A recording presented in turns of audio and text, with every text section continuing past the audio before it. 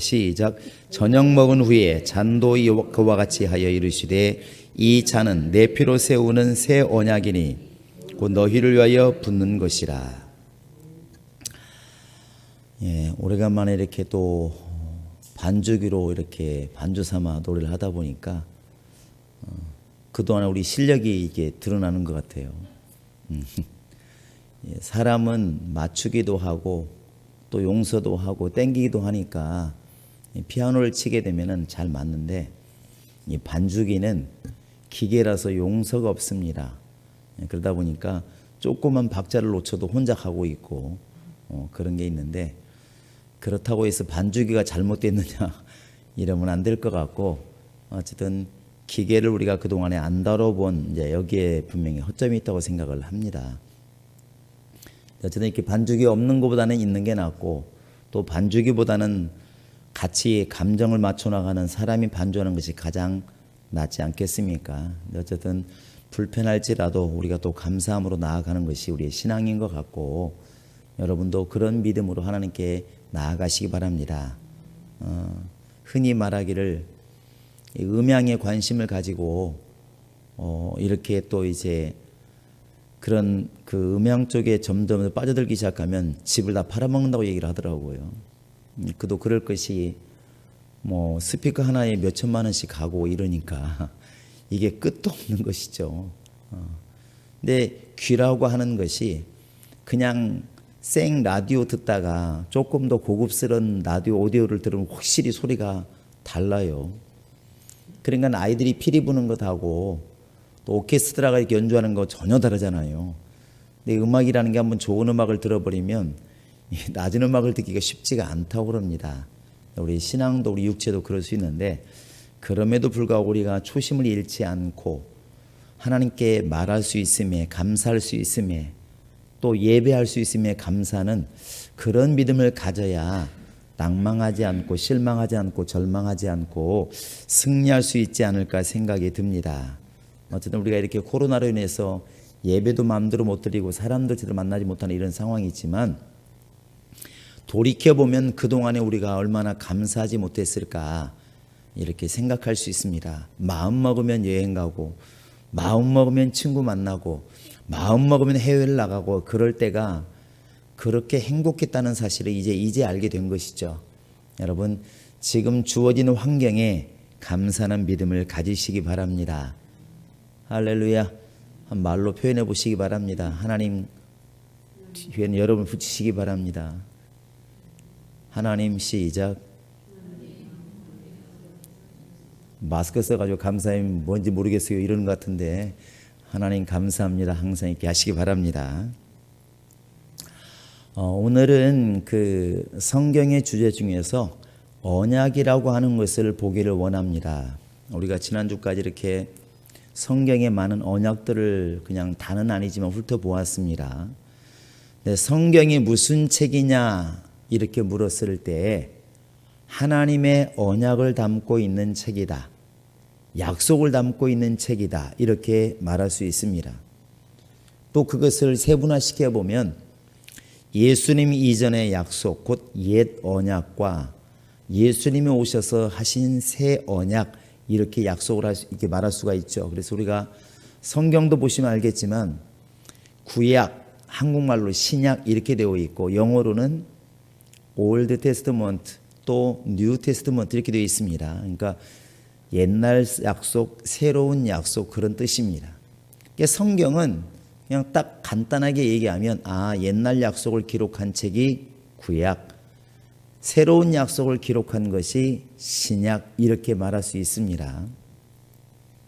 그런데 이렇게 저도 설교를 듣다 보면 또 책을 읽다 보면 혼돈이 되는 게 좀 있습니다. 그 뭐냐면 옛 언약이라는 게 어디서부터 어디까지고 누구를 말하는 것인가, 어떤 걸 말하는 것인가, 이렇게 혼돈스러운 게 좀 있더라고요. 여러분은 옛 언약을 뭐라 생각하십니까? 아브라함에게 한 약속이 옛 언약의 시작일까요? 아니면 모세일까요? 아니면 그 전에 무제의 약속이라든지 이런 게 약속이 있는데, 그런 물로 멸망시키지 않겠다는 약속을 우리는 약속의 시초로 보아야 되겠습니까? 근데 보통은 이제 아브라함이나 모세 때 이제 많이 혼란을 많이 겪는 것 같고, 옛 언약 이렇게 말은 참 쉬운데 옛 언약이 뭘까? 또 새 언약 이렇게 말, 새 언약이 뭘까? 이렇게 직설적으로 물어보면 당황하는 경우 많이 있습니다. 우리 성도들은 뭐 성경을 많이 읽고 많이 들어서 당연히 알고 있으리라 믿습니다. 만약에 우리에게 묻는다면 누군가 옛 언약을 얘기하던데 성경에 옛 언약이라고 말을 하던데 그 옛 언약이 뭡니까? 이렇게 물어보면 우리는 자신 있게 말할 수 있나? 또 우리가 예수의 말씀을 새 언약이라고 그러는데 그 언약의 내용이 뭡니까? 이렇게 물어보면 맨날 신약만 얘기하고 약속을 중요하다고 말하면서 약속의 내용이 뭐냐고 물어보면 정작 대답을 못하는 경우가 너무 많다는 것이죠. 신앙생활이 피상적인 경우가 참 많습니다. 야, 열심히 우리 살자, 신앙 충만하게 살자. 충만하게 살자고 하는 건 분명히 틀린 말은 아니에요. 그런데 어떤 게 충만한 것이냐고 물어보면 이제 당황하기 시작하는 겁니다. 이 신앙도 그러지 않나 생각이 들어요. 하나님의 약속도 마찬가지입니다. 옛 언약, 포괄적으로 보면 예수 이전에 있었던 모든 약속을 옛 언약이라고 해도 굳이 틀렸다고 말하기는 어렵습니다. 맞지요? 그런데 예수님이 말씀하시는 옛 언약은 어떤 걸 두고 염두에 두고 말씀하실까? 유대인들은 과연 어떤 것을 옛 언약이라고 생각을 했을까? 우리가 보는 옛 언약은 과연 중심에 뭐가 있을까? 우리는 적어도 좀 신앙생활이 오래되었으면, 성경이 오래되었으면 이런 것들을 좀 고민해봐야 될 문제라 생각하고 당연히 답을 가지고 있어야 된다고 생각을 합니다. 가장 이렇게 이야기가 많은 것은 이제 아브라함의 약속부터 시작된, 왜냐하면 믿음의 조상이니까 그것이 옛 언약이다, 시작이다 이렇게 말하는 경우가 많습니다. 그래서 이 아브라함을 세워서 너로 인해서 모든 민족이 또 이방 민족까지라도 복을 받을 것이다. 이 약속이 옛 언약의 시작이다. 결국 창세기 15장에서 이 아브라함이 하나님께 이렇게 명령하신 대로 양을 잡고 소를 잡아서 비둘기를 잡아놓고 하나님께 이렇게 제사를 드리고 하나님께 이렇게 복을 받게 됩니다. 그때 약속을 하시죠. 내 후손이 이방 나라에 가서 정말 많은 민족이 돼서 나오리라. 이렇게 언약을 받게 되는데 그것뿐만 아니고 이미 처음부터 아브라함은 약속으로 시작해서 약속을 끝난 사람입니다. 그러다 보니까 이제 아브라함도 바로 아브라함의 언약이 옛 언약이다 이렇게 말씀하는 경우도 많이 있습니다. 실제로 뭐 굳이 들어가면 잘못됐다고 보기도 어렵죠. 그런데 또 이 모세가 시내산에 올라가서 이제 하나님 말씀 받고 내려와서 백성들에게 얘기할 때 그 말씀을 언약을 낭독하고 하나님의 언약서를 낭독하고 이렇게 기록을 하고 있습니다. 우리 한번 출애굽기 24장을 보시기 바랍니다. 자, 출애굽기 24장을 보시기 바랍니다.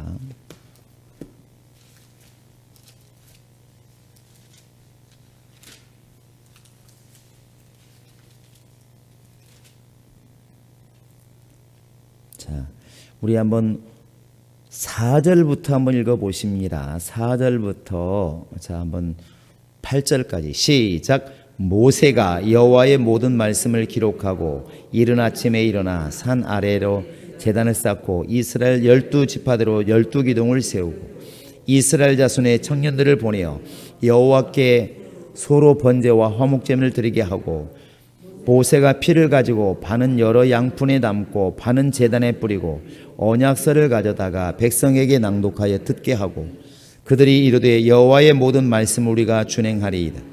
모세가 그 피를 가지고 백성에게 뿌리며 이르되 이는 여호와께서 이 모든 말씀에 대하여 너희와 세우신 언약의 피니라 이렇게 말을 해요. 우리가 이 옛 언약의 중심이 뭘까를 생각할 때 하나님은 무지개 언약도 세우시고 또 그 다음에 아브라함이 떠나면 내가 큰 민족을 이루게 하겠다 여러 가지 이렇게 약속도 하셨으면 이게 다 언약입니다. 그런데 신약에서 말하는 옛 언약이라고 하는 것의 중심은 어디일까? 그런 것을 말하고 있나? 무지개 언약을 얘기하고 있나? 아니면 이렇게 횃불 언약을 얘기하고 있나? 이게 경계가 좀 불분명하기는 한데 이 기준점을 갖다가 피로 보면은 좀 답이 나오지 않을까 생각이 들었습니다. 피로 보면 아까 우리가 지금 읽으신 출애굽기 24장에 보시면 모세가 이렇게 양푼에 피를 담아다가 뿌리면서 이 하나님의 언약서를 낭독합니다. 그리고 말하기를 이것은 하나님께서 너희와 세우는 언약이다 이렇게 말을 해요. 그래서 언약은 반드시 피뿌림이 있게 되는데 이 피뿌림의 언약이 뭐냐면 바로 그게 율법입니다. 그래서 율법을 갖다가 옛 언약으로 보는 것이 맞지 않을까 생각이 드는 것입니다. 그러면 굳이 그러면 율법을 얘기하느냐 이렇게 말할 수 있는데 거기에 대응되는 신약의 약속도 역시 피로서 하기 때문에 그렇다는 것이죠. 그게 오늘 읽을 말씀이에요. 다시 한번 여러분 누가복음 22장 자 20절 다시 한번 그런 의미를 가지고 읽어보시겠습니다. 자 20절입니다. 자 시작. 잔도 그와 같이 하여 이르시되 이 차는 내 피로 세우는 새 언약이니 곧 너희를 위하여 붓는 것이라. 예수님이 피로서 이렇게 이 약속을 맺더라는 것이죠. 피로서. 그래서 이 모세도 하나님 말씀을 가지고 와가지고 그냥 낭독하고 끝난 게 아니고 반드시 피를 뿌림으로 인해서 피 뿌린 약속을 보여주었습니다. 근데 예수님도 그냥 내가 너희들의 주인 될 것이고 너희들의 정말 너희를 구원할 것이고 내가 너희를 위한 피다 그냥 단순히 그렇게 말하지 않고 약속하시기를 이것은 내 피인데 이게 바로 언약의 피다 이렇게 말을 해요. 언약의 피다.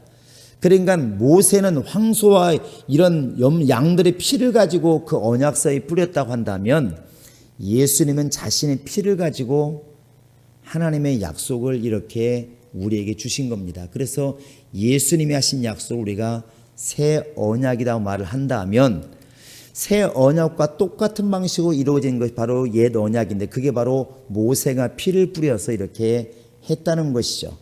이런 것들을 기록한 것이 이제 히브리서 가면 많은 부분을 얘기하고 있는데 여러분 히브리서 8장을 펴보시기 바랍니다. 자, 히브리서 8장을 보시기 바랍니다.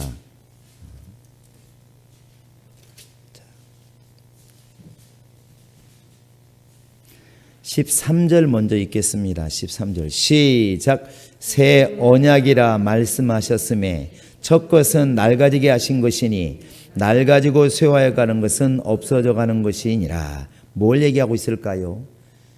예수님이 오니까 희미해져 가고 사라져 간 게 뭐냐면 율법이에요. 그래서 예수님 말씀하시길 나는 율법을 완성하러 왔다. 유대인들이 잘못이 뭐냐면 율법을 가지고 지키고 있으면서 예수님이 왔는데 그 예수님 몰라보고 계속 율법을 고수하는 겁니다. 이게 잘못된 것이라는 것이죠. 분명히 갈라디아 3장에 보시면 율법이 뭐냐 이러면서 율법을 설명하고 있는데 율법은 바로 예수 그리스도께로 인도하는 몽학선생이다 그랬습니다. 몽학선생이다. 안내라는 것이죠. 실제로 예수께로 안내하면 그 사명은 다한 것입니다. 그래서 우리가 옛 언약, 새 언약 이렇게 이야기할 때는 바로 율법으로 정의하는 것이 가장 맞다고 생각을 합니다. 근데 율법의 정의가 뭐겠습니까? 율법의 정의를 예수님은 너무나 정확하게 마태복음 22장에서 정의를 내려주고 있습니다. 자, 마태복음 22장을 보시기 바랍니다.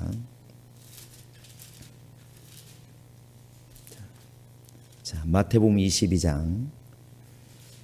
자, 같이 읽겠습니다. 36절부터 읽습니다. 40절까지 시작.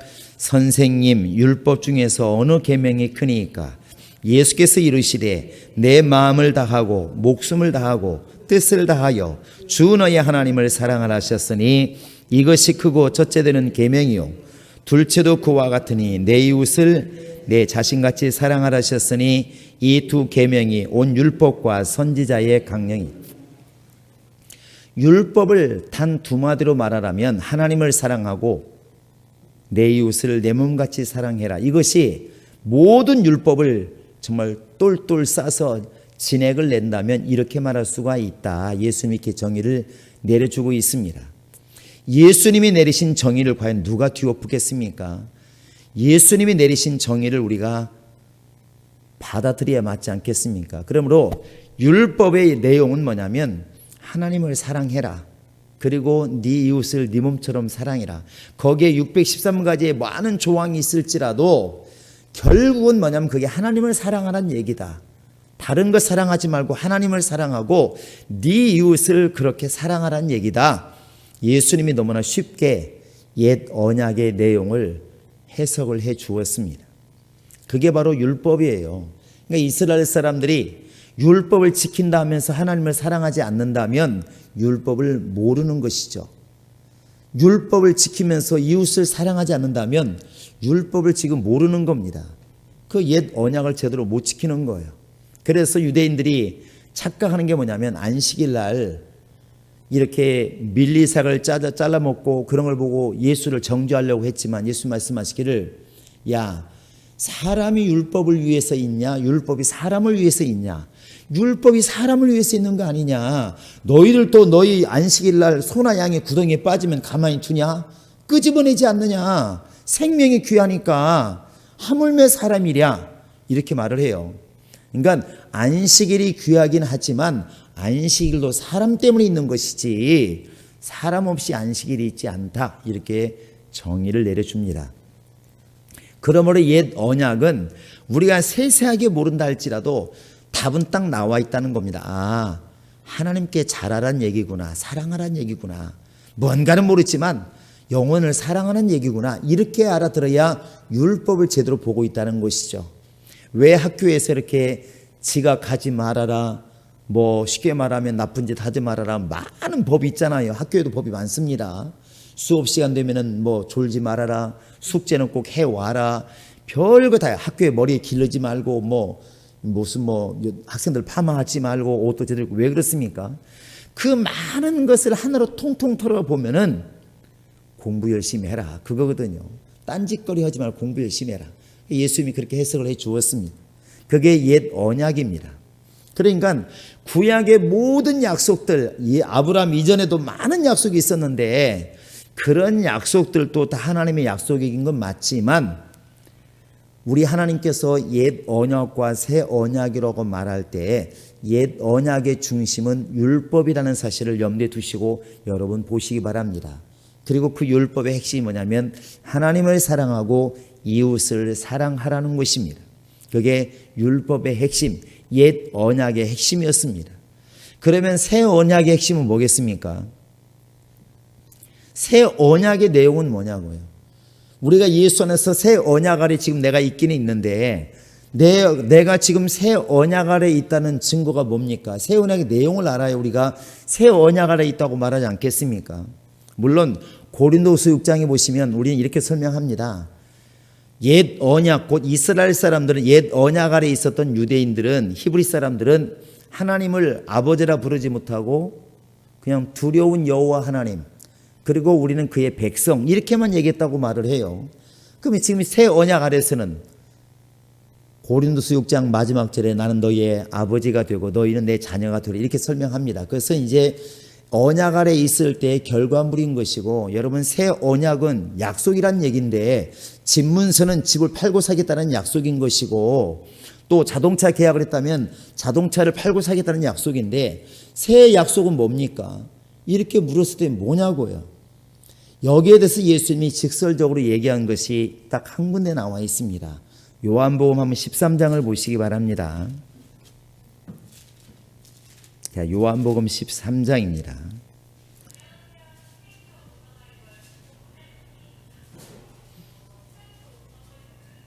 회개하시고 앞으로는 예배 시간에 절대로 핸드폰 만지지 마시기 바랍니다. 자, 13장 34절입니다. 34절 시작. 새 계명을 너희에게 주노니 서로 사랑하라. 내가 너희를 사랑한 것 같이 너희도 서로 사랑. 다시 한번 크게 읽으시기 바랍니다. 시작. 내가 너희를 사랑한 것 같이 너희도 사랑. 여러분, 예수님의 계명이 어려운 게 아닙니다. 성경을 원어를 들이대고 히브리어를 들이대고 헬라어를 들이대고 해석한다고 성경 잘하는 게 저는 아니라고 생각해요.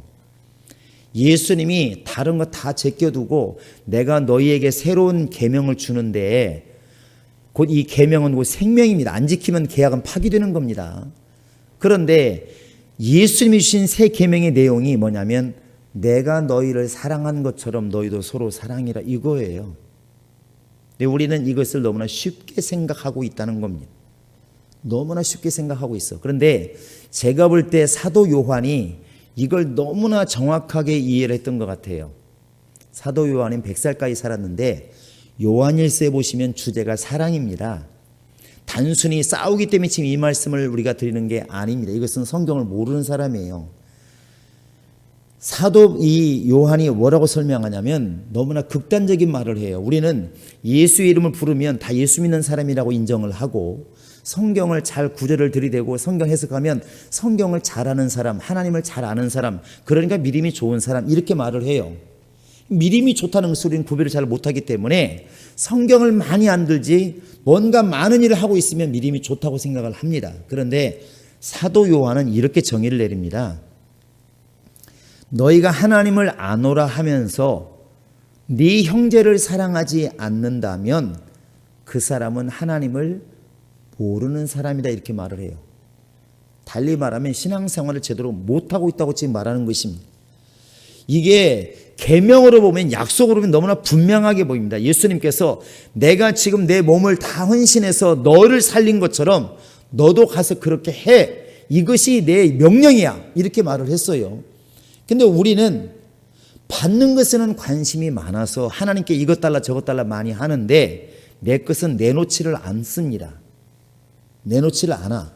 그런데 아는 것 때문에 믿음이 있다고 착각을 하는 거예요. 이건 착각이 맞습니다. 그러니까 내가 예수님처럼 생명도 내놓지 못하겠고 생명 못 내놓으면 재산을 내놓든지 재능을 내놓든지 자기 가진 지식을 내놓든지 내놔서 다른 사람을 살려야 되는데 내 건 손해보기 싫은 거예요. 전혀 손해보기 싫은 거예요. 그러면 예수님께 받은 건 있는데 내놓지를 않았다는 얘기죠. 그 사람은 달리 말하면 그냥 인색함으로 말하기는 어려운 게 뭐냐면 오늘은 신앙이기 때문에 인색함을 넘어 그건 사람들이 이해하는 것이고 이 사람은 예수를 모르는 사람이라는 거예요. 예수를 모르는 사람. 그래서 예수님이 이 약속에 대해서 이 현실에 대해서 무섭게 얘기한 게 뭐냐면 어떤 사람에게 10,000달란트를 용서해 주었더니 그 사람이 자기에게 50데나리온 게임도 안 되는 돈을 빌려준 사람을 목을 쥐어 틀고 너 안 내놓으면 죽을 줄 알아. 이런 식이죠. 그러니까 나는 자기에게 어렵다고 해서 막 10억을 그냥 구워주지 않고 주어버렸는데 자기는 누군가가 500만 원 빌려준 걸 안 갚았다고 막 감옥에 가두고 신고하고 이래가지고 그 사람을 어렵게 하고 있다는 소식이 들려오니까 이 10억을 준 사람 마음이 얼마나 아프겠습니까? 예수님이 자기의 은혜를 그렇게 설명했습니다. 나는 너희들의 99가지 죄가 있을지라도 나를 따른다는 그 하나 때문에 모든 걸 용서하고 다 구원을 시켜 주었는데 너는 목숨도 아니고 네가 가진 것 하나 가지고 이웃들 좀 사랑해달라고 내가 명령을 했음에도 불구하고 아까워서 못하겠다는 거예요. 주님 것은 내 것이고 내 것은 내 것이고 이렇게 가면 오늘 말씀을 잘 들어보시면 이 사람은 약속을 따르는 사람이 아니라는 겁니다. 명령을 따르는 사람이 아니라는 것이죠. 가끔 우리가 이렇게 유산 문제가 나올 때 이런 경우 있습니다. 내가 당신한테 이 돈을 다 맡기고 가니까 당신 좀 이렇게 어려운 주변 사람을 잘 도와주시기 바랍니다. 이렇게 자손이 없는 사람들이 이렇게 많이 부탁을 하잖아요. 근데 그 돈을 부탁받은 사람이 그냥 자기를 위해서 평생을 쓴다면 너무 아까우니까 돈이 욕심나니까 그 남한테 이렇게 기부받은 것을 만약에 자기가 평생 동안 하나도 안 주고 자기만을 위해 쓴다고 한다면 여러분 그 한번 상황을 생각해 보시기 바랍니다. 얼마나 이게 비합리적이고 답답한 상황인가. 똑같다는 것이죠. 요한은 이 예수의 말씀과 말씀뿐만 아니라 그 말씀의 내용을 너무나 정확하게 이해를 했다는 것입니다. 그래서 우리가 지금 예수의 명령을 따른다는 얘기는 헌신적인 삶을 살고 있다는 것이고 우리가 예수의 명령을 따르고 있다는 얘기는 봉사하는 삶을 살고 있다는 것이죠. 마치 재능기부처럼. 그런데 전혀 그런 모습이 없다면 이 사람은 모양은 예수 믿는 모양을 가지고 있을지 모르겠지만 주님께서 보실 때는 명령을 안 지킨 사람이라는 것입니다. 그런데 사람은 속을 수 있어도 하나님은 속지 않는다는 데 두려움이 있는 겁니다. 인간은 그냥 누구도 그 사람 재산이고 그 사람 지식이고 그 사람의 능력이니까 누가 뭐라 하면 뭐 있습니까? 자기 것인데. 내 주님은 이렇게 물으시겠죠. 내가 너에게 준 은혜는 어디 갔느냐 하는 것입니다. 이것이 이제 신앙을 제대로 알고 있느냐 모르고 있느냐의 차이인 것 같습니다. 모르는 사람들은 주님께 받은 것도 다 은혜 받았다고 자랑을 합니다. 간증을 하는데 주님은 내가 볼 때 그걸 묻질 않을 것 같아요. 내가 너한테 5달란트 주었는데 5달란트가 왜 아직도 너한테 있느냐고 물으실 것 같아요. 그게 1달란트 비유 아니겠습니까? 그러니까 내가 지금 네가 많은 재물, 많은 건강, 많은 지식, 많은 부와 명예를 얻었다 치자 이거자. 그러면 하나님이 주신 것을 우리가 은혜로 받았다고 한다면 주님 묻지 않겠습니까? 그래서 너 그거 갖고 뭐 했는데? 나중에 주 앞에 갔을 때 이걸 묻지 않겠습니까? 그래서 우리가 주 앞에 서는 날을 고민해야 되고 두려워야 될 이유가 여기 있는 것입니다. 이 새 언약의 내용을 제대로 이해를 못하니까 하나님이 주신 것들이 자랑밖에 안 된다는 것입니다. 나는 5달란트를 받았다고, 너는 능력이 없으니까 2달란트밖에 안 되고, 너는 1달란트밖에 안 되고, 나는 5달란트를 받았다고 자랑을 하는데 그걸 가지고 일하지를 않는 거예요. 그런데 우리가 한 사람을 가지고 인색하다 안세다 이런 말하기 전에 예수님이 새 계명을 준다는 말은 어디서 찾을 수 있을까? 과연 우리에게서 이 주님의 명령이 준행되고 있다고 하는, 이 명령이 지금 살아서 움직이고 있다고 하는 이런 말씀을 우리가 대입시켰을 때 나는 잘하고 있다는 생각을 우리가 할 수가 있을까? 주님은 지금도 우리가 새 언약 아래 있기를 원합니다. 너무나 우리가 좋은 말로 새 언약 아래 있으면 하나님의 자녀입니다. 이게 쉽게 설명하니까 너무 좋아하긴 하는데 정말로 새 언약을 준행하고 있을까요?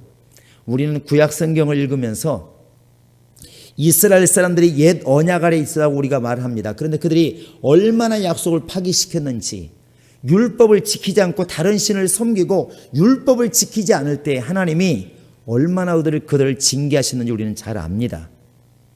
그게 바로 우리 모습일 수가 있다는 거예요. 껍데기로는 이스라엘 민족이 어디 갑니까? 하나님 민족이란 말이 어디 가겠습니까? 바벨론 잡혀가도 역시 하나님 민족은 민족이에요.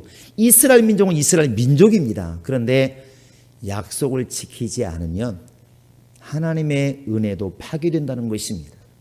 오늘 우리가 옛 언약과 새 언약이 성경에 기록되어 있고 이스라엘 사람들은 율법 아래 있었고 우리는 지금 이 새 언약이라 말하는 예수 아래 우리가 있게 되는데 다른 것은 있지만 내용은 비슷한 것입니다. 그들은 율법을 지킴으로 하나님의 그 언약 아래 있었고 우리는 예수의 계명에 순종함으로 새 언약 아래 있게 됩니다. 그런데 언약 안에 있다고 내가 생각할 게 아니라 그 약속을 지키고 있느냐 묻는 것입니다. 여러분, 계약서를 쓰는 것도 중요하지만 계약서는 사실 준행하는 게 제일 중요한 겁니다. 계약서를 아무리 글씨를 잘 쓰고 한문을 쓰고 영어를 써서 기가 막히게 썼다 할지라도 계약 안 지키면 그거 아무것도 아닙니다. 마찬가지로 우리가 지금 신약 백성이라면, 새로운 백성이라고 한다면 예수의 명령을 지금 따르고 있을 것이고, 예수의 명령을 따르고 있다면 예수님이 우리를 위해서 사랑하신 것처럼 우리 또한 이웃들을 사랑하고 있을 것이고 영혼을 사랑하고 있을 것입니다. 그래서 오늘날 결국 약속을 생각한다면 은혜를 생각하지 않을 수가 없고 결국은 영혼 사랑하는 마음을 잃어버릴 수가 없는 것입니다. 여러분, 우리가 오늘 또 옛 언약과 새 언약이란 이 말을 들으면서 내가 새 언약 아래 있다는 것을 염두에 두시기를 바라고, 정말 내 주변에 있는 영혼들을 잘하기 때문에 잘해주고 못하기 때문에 욕하는 그런 신앙 말고 우리가 정말 받은 바 은혜대로 할 때까지 사랑해주는 그런 믿음으로 갔으면 좋겠습니다. 만약 예수님께서 우리를 골라서 사랑하기로 맘먹었다면 우리는 전체가 다 죄인이기 때문에 예수의 은혜 받을 자가 아무도 없습니다. 우리가 죄인 되었을 때 나를 위해서 죽으신 예수님, 그렇다는 얘기는 내 주변에 있는 사람들이 부족하고 연약할지라도 내가 받은 바가 있어서 나에게 50데나리온을 갚지 않는 사람은 내가 속상하지만 내가 지금 10,000달란트를 용서받은 사람이기 때문에 나는 용서할 수가 있다는 것입니다. 세상 사람은 은혜를 모르기 때문에, 이 새 언약을 모르기 때문에, 계명을 모르기 때문에 그들은 그냥 받는 대로 돌려주지만 우리는 은혜 받은 사람이기 때문에, 언약 아래 있는 사람이기 때문에 사실은 용서할 수 있어야 되는 것이고 감사할 수 있어야 되는 것이고, 때로는 속이 터지고 분이 나지만 그럼에도 불구하고 마지막 결론은 그 영혼이 잘 되기를 축복해 주고 영혼을 감싸는 것이 우리 신앙의 모습이야 되지 않겠느냐 하는 것입니다. 여러분, 주님은 우리에게 어려운 계명을 주지 않았습니다. 서로 사랑해라. 내가 새 계명을 주노니 서로 사랑해라.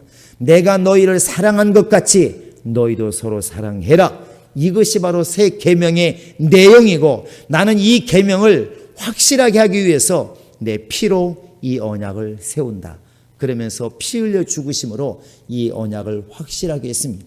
모세는 율법을 확실하게 위해서 짐승의 표를 부어서 이 약속을 확실하게 했다면 그 피의 언약입니다. 예수님은 자신의 피를 흘려서 이 약속을 증거 삼은 겁니다. 우리는 지금 예수의 피로 도장을 찍은 서로 사랑해라, 예수님이 우리를 사랑한 것처럼 서로 사랑해라, 이 약속을 지금 가지고 있는 것입니다. 여러분, 이 약속을 지켜나감으로 그냥 말로만 예수의 사람, 새 언약의 사람, 신약의 사람이라 말하지 마시고 이 약속을 준행해 나감으로 약속을 살아있게 만드는 그런 믿음이 있기를 주의 이름으로 축원합니다. 우리 함께 기도합니다. 기도할 때, 하나님, 나도 의지가 있고 나도 분노가 있고 나도 감정이 있고 나도 시기 질투가 있어서 세상 사람과 다를 게 없지만, 그러나 결정적일 때 이 말씀이 기억나게 도와주시고 예수님이 우리를 사랑한 것처럼 우리 또한 사랑할 수 있는 그런 너그러운 마음과 은혜 받은 마음과 충만한 심령이 나의 심령 되게 하소서. 다 같이 우리 기도하십니다.